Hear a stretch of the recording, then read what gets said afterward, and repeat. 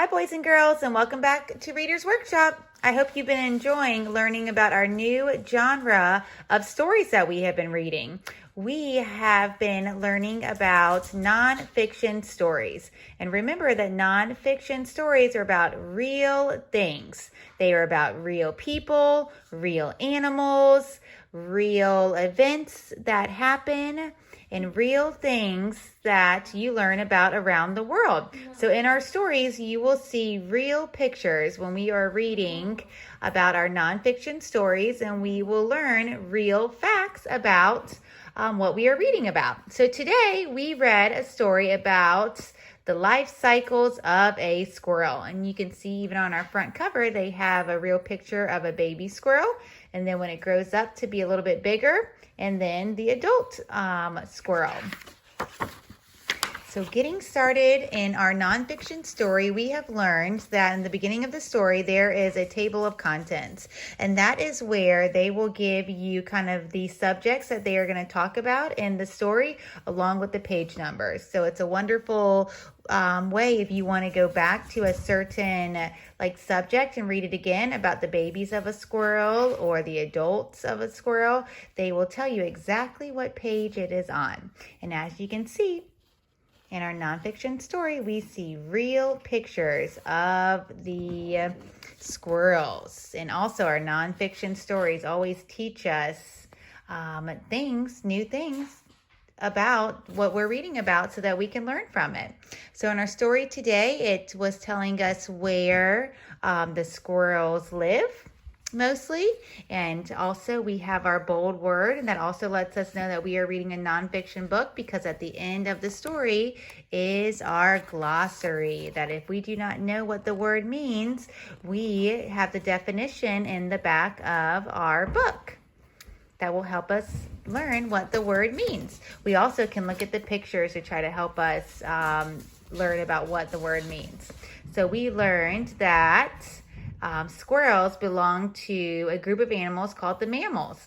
And like mammals, squirrels have fur and control their own body temperature. And we learned that squirrels can be found around the North America kind of area and South America. On our story, we also have our text box, which tells us about information, and then also there's a picture along with it, so that could be it goes along with it to let you know. Down here we have a caption, we have the information about the picture. Flipping over to our next page, we learned that squirrels can be divided into different body shapes. Some of them can be big and have bushy tails and sharp claws. And then the ground squirrels, they can have strong legs for digging. And then there's also flying squirrels that have extra skin folds on their sides. So there's 3 different types of squirrels. Once again, we have our text box down here that lets us know that we're reading a nonfiction book. Then we have a fun fact that are in our nonfiction books that just let you know more information about the squirrel. So that is something for you to learn. Flipping over to our next page, I see that there's a bold word, so that also lets me know we're reading a nonfiction book. So remember, we can look at the pictures to try to help us figure out the bold word, or we can go back to the book in the glossary and look at the definition. So it says on this page that squirrels eat mainly seeds and nuts. It gives you another text box about maybe what the squirrels eat about. And then on this page, we have our subheading, which lets us know what we are going to be reading all about on this page. And it's all about the baby squirrel and the life cycle of how the baby squirrels come to life. So we have a real picture of a baby squirrel. We have a nest of where they're living at. We have a little another text box and a text box as well. We have another fun fact that's letting us know about the baby squirrels. Then we have another subheading, which is telling us about the squirrel school. It says how the young squirrels begin to explore the world outside their nest.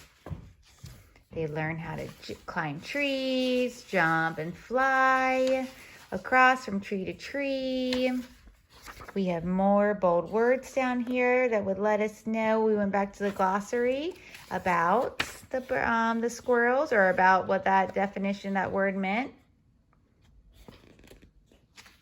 It's telling us on this page that the squirrels face many enemies, that hawks like to eat them, dogs. I'm sure you might have a dog, maybe if you have one at home, that are always chasing those squirrels. But I have never actually seen a dog catch a squirrel. They're always way too fast and they jump up those trees to get away. Then we have another subcategory about the adults and what type of food they like to eat. We have a text box. We have real pictures letting us know that this is a nonfiction story. We have a text box. And at the very end of our book is where we have, this talks about the life cycle. We have a diagram of the life cycle of a squirrel. So this is teaching us how they start when they're a baby, and then they grow into a kind of like a toddler squirrel, and then a young squirrel, which would be maybe like which you are in kindergarten, and then turns into an adult squirrel when you get older and become a mom and a dad. And at the end of our story, we have our glossary that lets us know the definitions of those bold words. And then we have our index that would tell us where we could find maybe where they were talking about the flying squirrels at, what type of food they eat at. So all of these important parts of a nonfiction story let us know that we are reading a nonfiction book. All right, boys and girls, so today on Seesaw, I want you to tell me what the main idea of the story was about. What was this entire story about? Remember, we were learning all about the life cycle of a squirrel. So on each page, we were learning different parts of a squirrel's life. And then I would like for you to draw one new thing that you learned. You learned that squirrels like to eat nuts. You learned that some squirrels have bushy tails. You learned that some can fly.